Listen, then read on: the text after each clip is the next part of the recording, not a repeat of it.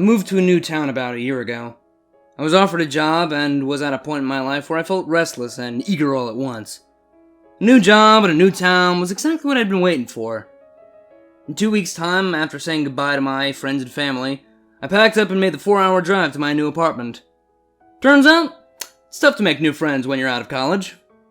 I settled into my job just fine, my coworkers and daily routine both to my liking. Meeting new people was difficult, though. I didn't go to church, I didn't really go out much, and wasn't part of any club. After a couple weeks of maddening isolation, I forced myself to go to a bar, determined not to leave until I met a few locals. I'm glad I went, because that's where I met Lydia.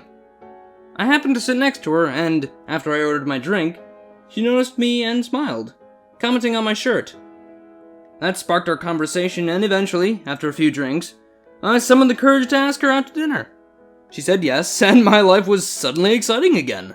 I couldn't stop thinking about her. I couldn't spend enough time with her. She was amazing, and our date turned into 2, then 3, until finally she came over to my place for the night. In the morning, there were no questions on how we felt about each other.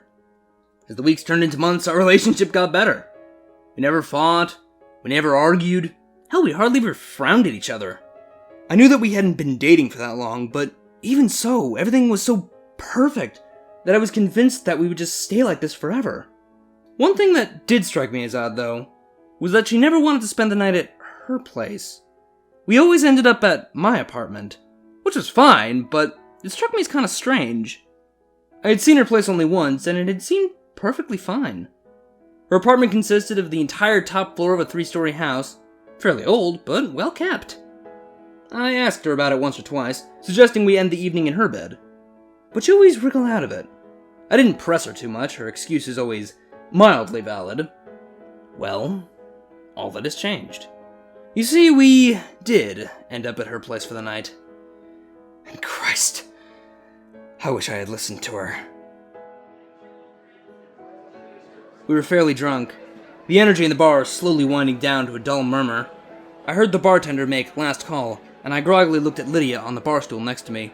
She gave me a tired, tipsy grin, and I asked her if she was ready to go. She said yes, and we made our way outside.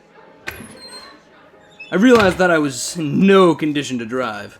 My car was parked behind the bar, and as we clung to each other for warmth, I voiced my concerns. She told me that she was too drunk to drive as well, and I suggested we call an Uber. As I thought it over, I realized that we were in correlation to her apartment. I told Lydia that we were only a couple blocks from her apartment, so why don't we just crash there? She seemed to be waiting for this, knowing full well how close we were. I had only been there once, so my slogged mind had taken some time for the fact to catch up with my brain. After a long pause, she agreed, warily. It wasn't a long walk, the streets around us empty except for a few late-night stragglers. She lived pretty close to the center of town as we walked the brick sidewalk. I asked her how long she had lived at her place. She said 3 years, but she said she was looking to move. She wanted to get a place a little quieter, a little more out in the country. I expected her to casually bring up moving in together, but she never did. After a few blocks, we arrived at her place. It was a large 3-story house, with each floor rented out individually.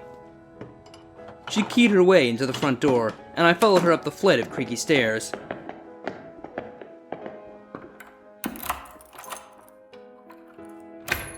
This was only the second time I had been here, and as I looked around, I wondered why. She kept it very clean and organized. In fact, it was way cleaner than my place. The furnishings were elegant and crisp, modern in style, contrasting with the older building. I commented on how nice it was and that we should spend more time here. She shrugged off my comment with a maybe, and we began to settle in for the night. It was already late, so we cleaned up in the bathroom and retired to her bedroom. As we stripped and climbed into the queen-size bed, I noticed that she left the door open a crack. I thought it a little funny, seeing as how deliberate the action had been. I said nothing, though, and gratefully pulled the soft sheets over me. Lydia curled up next to me, casting a glance at her door, and then settled her head onto my chest. I pulled her tight against me and let out a long, happy sigh. I kissed her on the head, and I could feel her body relaxing against me. It didn't take long until the two of us were fast asleep. It didn't last long. I jolted awake as someone pounded on the front door of her apartment. I blinked and opened my eyes in the darkness. What time was it? Who the hell was that? I reached over to the nightstand and checked my phone. It was 3:30 a.m., way too late for someone to be stopping by unannounced. I went to sit up, but Lydia clutched my body, her hands trembling against my shoulder. I looked down at her, confused as to why she wasn't letting me up. I asked her who was at the door. She didn't answer, just held me. Another trio of knocks, louder this time. I went to sit up, asking her what was going on, but she looked at me with fear in her eyes. Don't get up.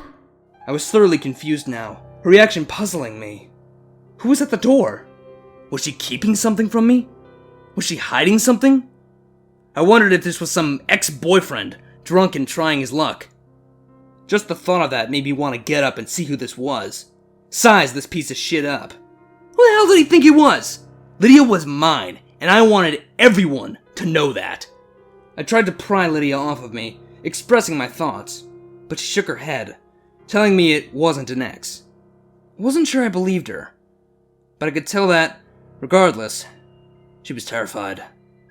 She put her hands over her ears as another pounding on the front door echoed into her apartment. I took her face into my hands, forcing her to look at me. I told her I needed to see who it was. Maybe someone was in trouble. Maybe something had happened.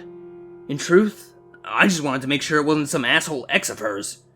Tears began forming in her eyes, and she looked directly at me, bottom lip quivering. Please, do not open that door. Another loud knock, as furious as the others. As I lay there, I noticed there was no yelling on the other side of the door. Typically, this late at night, the visitor would announce themselves. Mercifully, it stopped. I waited, unaware that I was holding my breath, waiting for the pounding to continue. But it didn't. Lydia softened against me. I could tell that whatever had just happened had been a semi-traumatic experience for her. I tried to question her, but she begged me to just let her sleep. Stuttering, I forced myself to eat the questions crawling up my throat, and instead put a comforting arm around her. Soon as I heard her breathing steady into the deep rhythm of sleep, I stared at the ceiling and wondered what the hell had just transpired.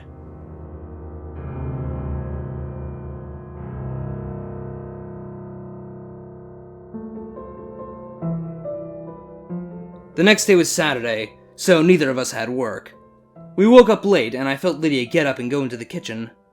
As I enjoyed the warm bed, I began to smell coffee brewing. I smiled and forced myself up. It was a pleasant morning, both of us lounging on her couch, idly chatting about what we wanted to do that day. I didn't bring up last night's incident, waiting to see if she would. It was obvious she was avoiding the subject, refusing to even acknowledge it. She seemed to be in a good mood, though, so I decided to keep my mouth shut. When she wanted to talk about it, she would. Until then, I just needed to be a good boyfriend and not press her on it. I would be lying, though, if I didn't say that every part of me was bursting with irritated curiosity. I just wanted to make sure this wasn't some lover from the past, returning for some late-night action. As we finished our coffee, it began to rain outside, and I suggested we spend the day here, catching up on TV shows and maybe cooking dinner together tonight. She seemed excited and agreed immediately, much to my surprise. I went and put on another pot of coffee as she queued up the show on Netflix that we were watching together. Glancing at the gloomy day, I smiled and snuggled up next to Lydia, ready for our lazy date together.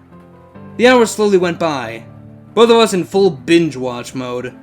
As episode after episode was played, the day peaked into a cloudy climax, and the dark gray outside began to fade into night. Both of us hadn't moved much, pretty content on the couch, listening to the rain and the television. After one of the episodes ended, she suggested that we start making dinner. I agreed, feeling my stomach rumbling as I asked her what she wanted to make. After some discussion, we decided to try our hand at homemade Chinese. I turned on some music on my phone, and she went into the kitchen and began pulling out some ingredients. She tossed me an apron, and with a wink, I laughed and tied it around my waist. I went up to her and took her into my arms, dancing her around the kitchen, lip-syncing to the song playing. She giggled and told me I was ridiculous, but then kissed me, slowing my dance. We pulled away from each other, and she began assembling the food. I wasn't much help, but I kept her entertained as she worked her culinary magic. We laughed and cycled through the songs, our conversation light and flirtatious. After a lot of work, the food was finally done.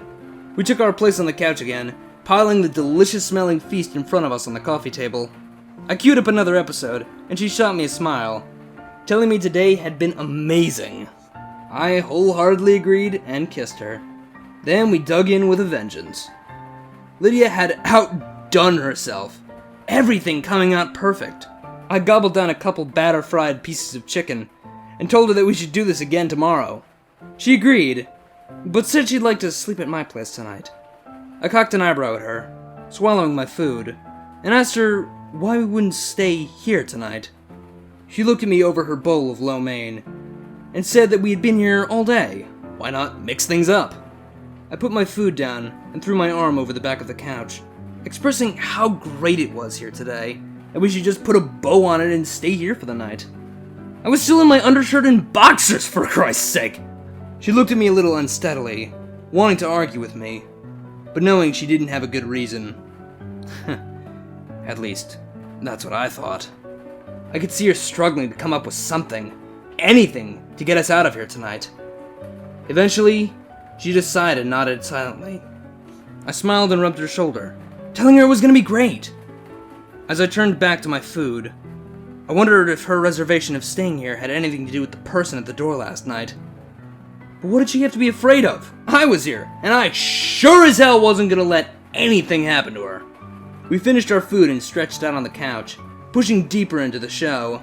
Lydia laid down on top of me, and after a couple of hours in that position, I felt myself begin to drift off. I could feel Lydia doing the same, both of us surrendering to the food and steady rain. Together, they gently lulled us to sleep.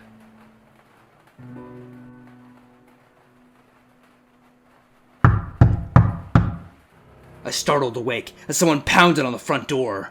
Lydia sprang up on top of me, her knee thudding into my ribs. But she slammed her open palm over my mouth, silencing me. Her eyes were wide and terrified, all traces of sleep gone from her face. I looked at her, waiting for her to say something. Instead, she cowered down into me as another series of loud knocks came from the door. This is insane, I thought. Someone is clearly terrorizing my girlfriend, and she's been too embarrassed or ashamed to tell me about it. I forced the both of us up into a sitting position, despite her frantic efforts to keep me in place. I whispered to her that I was going to answer the door and put a stop to this. I told her someone was stalking her, and that after I confronted the person, I was going to call the police and put an end to it. She shook her head wildly, tears budding in her eyes. She told me that it wouldn't do any good. The police couldn't help. She tried to pull me down to the couch, but I shook her off. Another round of pounding on the door. I told her I was going to answer it unless she told me what was going on. She bit her lip, huddled on the couch, horror stretching her face. She said I couldn't answer the door, begged me in hushed whisper to just wait until they went away. Who is it? You have to tell me, I said in a soft growl, leaning close to her. She looked into my eyes, tears staining her cheeks, and whispered, It's the devil. The way she said it sent chills down my spine. What? What did she mean by that? 3 long knocks shook the frame of the door. I looked at my phone and saw it was a little after 3 in the morning. For a moment, I was completely frozen with indecision. I wanted to protect my girlfriend and confront this head on. But the way she was looking at me, begging me to just leave it alone, tore my mind in the other direction. Finally, I made an impulsive move, taking 3 long strides to the door as more pounding erupted from the other side. Seeing me, realizing what I was doing, Lydia leapt from the couch, screaming not to open the door, her eyes bulging from their sockets. It was too late. I turned the handle, and the door popped open a crack, letting in an empty darkness. But there was something in that darkness. Lydia shrieked and tightened her grip on me, dragging me backwards into the bedroom, her face swelling with absolute terror. She shoved me into the bedroom, screaming at me, her voice cracking.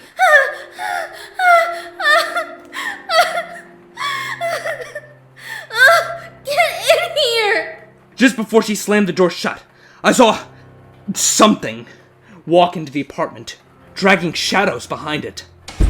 Lydia locked the bedroom door and leaned against it, sweating and breathing heavily. She looked at me, and I saw fear in her eyes I didn't know existed. She met my gaze and slowly shook her head, unable to believe what I had done, panic dripping from every pore. I didn't know what to say, stunned by her reaction and terror. I stood by the bed, slightly shaken and confused. Something knocked, hard, on the bedroom door. Lydia let out a little shriek, and then quickly covered her mouth. She squeezed her eyes shut, and I heard her praying quietly. I didn't know what to do. I stood there stupidly, mouth agape. Something was in the apartment. Someone was in the apartment. I had seen him come in. Reality was slowly sinking in, pushing aside the confusion and filling me with icy cold fear. Someone had walked into her apartment and was now pounding on the bedroom door. I swallowed hard, that icy fear trickling to my stomach. We could be in serious danger. I needed to call the police. Both of our cell phones were on the couch, discarded where we had fallen asleep. I had to do something. I needed to try and take control of this. I took a deep breath and stepped forward, taking Lydia by the shoulders and moving her away from the door. She fought me for a second, until I assured her that I wasn't going to open it. Another sharp rasp on the door. Heart racing, I pressed my ear against the wood. I didn't hear a sound between the knocks. Not even breathing. Summoning my courage, I cleared my throat and asked who they were and what they wanted. A pause. I jerked back as another assault on the door rattled the hinges. I stared at Lydia, looking for guidance, hoping she had some answer to this madness. Every second that passed, I felt increasingly scared, the gravity of our position sinking deeper and deeper into my mind. It's the devil. I shook my head, disregarding the thought. That was ridiculous, and a possibility I wasn't going to humor. And yet, I felt something on the other side of the door. I couldn't explain it, but it was this feeling, this weight, like there was a black hole sucking me through the wood. I suddenly heard movement on the other side, and I pressed my ear against the door once again. I didn't hear anything. I wondered if maybe, just maybe, the person had left. Quietly, I got down on my hands and knees and looked under the door. A large, yellow eye with a black face was staring back at me from the other side. I screamed as soon as I saw it, pain rocketing through my eye socket. I fell back, clawing at my face as my vision swam and stars exploded in my skull. Lydia screamed and dropped to her knees next to me, asking what was wrong. After a few seconds, the pain receded and I blinked back tears. Lydia just held me, terrified, and I looked at her, rubbing my eye. Her lip was quivering, and I could tell she believed what she had said. That whatever was on the other side of that door, she thought was the devil. I realized my own heart was racing, and I took a few steady breaths. That eye. I shivered, not even wanting to think about it. I had never seen anything like it. The way it dilated when it saw me. The sick, yellow color. What the fuck was in here with us? Lydia curled up next to me, tears freely flowing from her eyes. I was so confused and scared. I just put an arm around her and stared at the bedroom door in the darkness.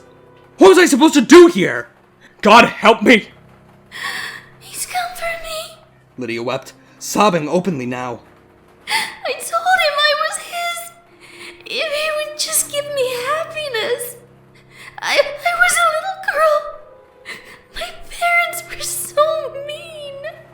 Her big wet eyes looked into mine. I didn't know what I was doing. I'm so sorry. She covered her face now. God never answered my prayers, and I was just so sad. I just wanted to be happy. So I thought, what have I done? She cried now, big, hoarse sobs racking her slender body. I took her face into my hands, forcing her to look up at me, voice shaking. I asked what the hell she was talking about, a deep seed of terror rooting in my gut.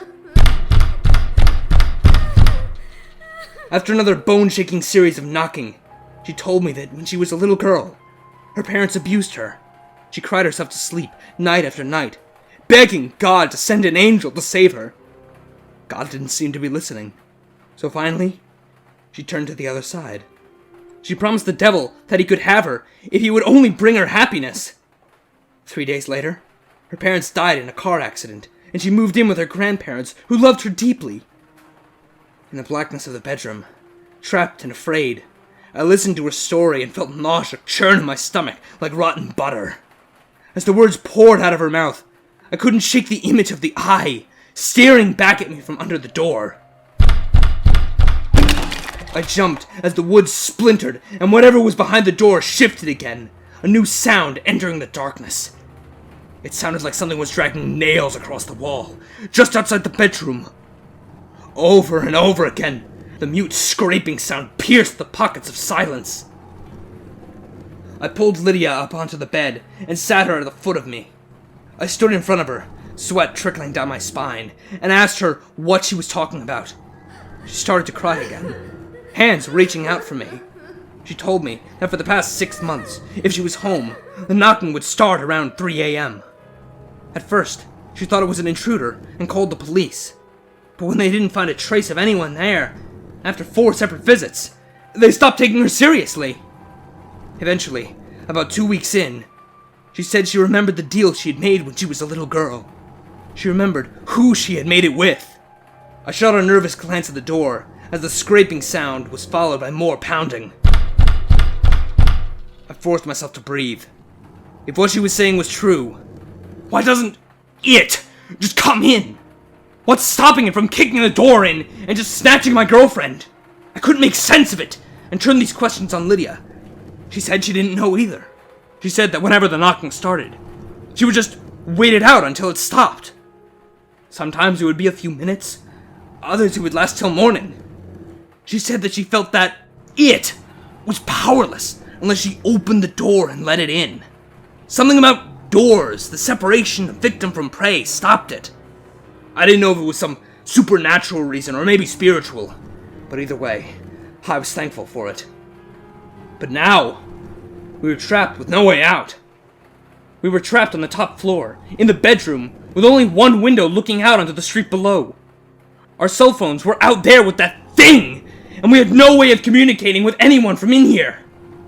Again, I didn't know what to do. My mouth was dry and hot, my breath sour on my tongue. Shooting another glance at the door, I went to the window and looked out. Despite being in town, the streets were empty and the sky dark. I tried to open the window, but couldn't. My muscles strained as I put all my might into it. But it was no use.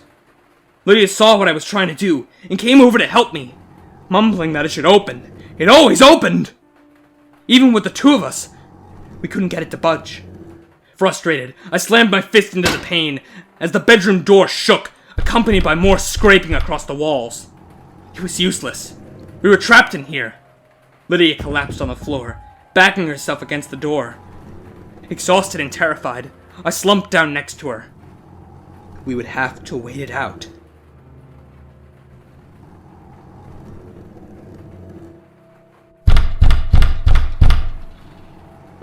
It's still knocking. It's still knocking. Lydia is crying on my lap. We haven't moved. It has to leave us alone. He said it always does eventually. The sun will be up soon. The clock says it's 5 a.m. Almost there. Please! Please! Let it stop! Please! Let it stop!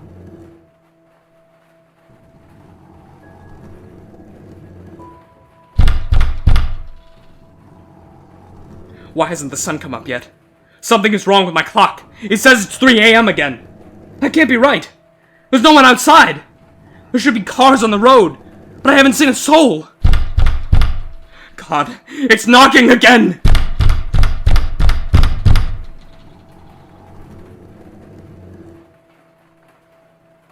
I'm so tired. Screaming and pounding on the floor hasn't done any good. No one seems to hear us up here. I still haven't seen anyone outside. I tried breaking the window, but I can't even get a crack in it. Something's going on. None of this is making sense. It's still dark outside. Where is the sun? I haven't heard anything from the door in a while. I'm praying it's over.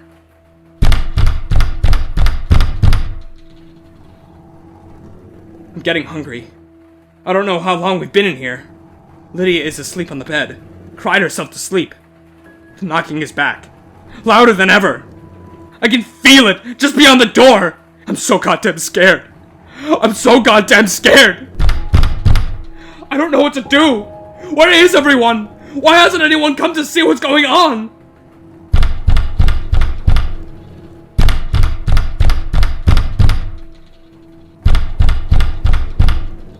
I can't take this fucking knocking anymore!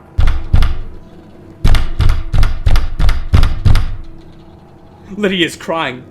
She said she's thirsty. I am too. I feel we've been in here for days. I feel like I haven't seen the sun in ages. I'm starting to wonder if anyone is going to come for us. Whatever is outside that door. I think it's bent reality around us. I think we might be stuck in here. There has to be a way out, though.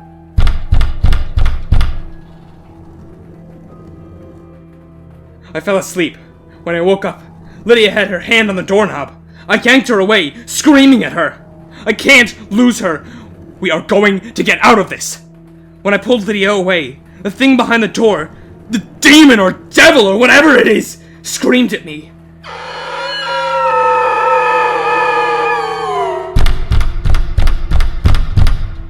I've never heard such a terrifying fury in all my life. God, please help us. Please. Lydia is getting sick. Lydia is getting sick. We're never getting out of this room unless I do something. We're both dehydrated, and Lydia isn't going to make it much longer without some water. It's knocking, each blow crunching into my skull like a drill. Where is everyone? The clock still says 3 a.m.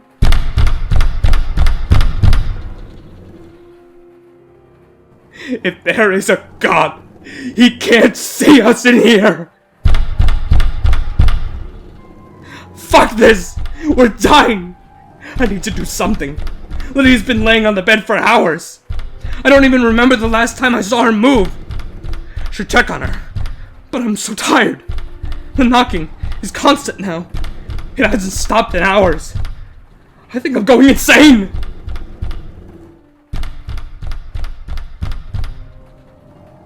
This is it. Lydia needs medical attention, or she's going to die within the day. It's still dark out. The clock still says 3 a.m. I feel like I'm going deaf. The constant thundering against the door, a relentless assault on my senses. I'm going to open the door. I have to, or we're going to die. Whatever awaits me on the other side of it can't be much worse than this. I have to try something. I can't just let her die. I can't. I'm going to open the door.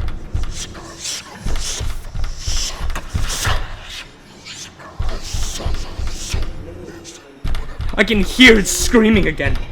It sounds excited. Listen to the noise behind its howls. Something like someone quickly flipping through radio stations. I don't know what it means.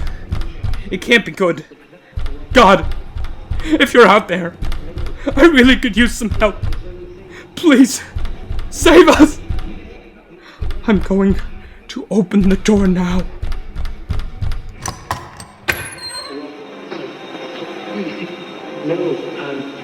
No, I was only saying.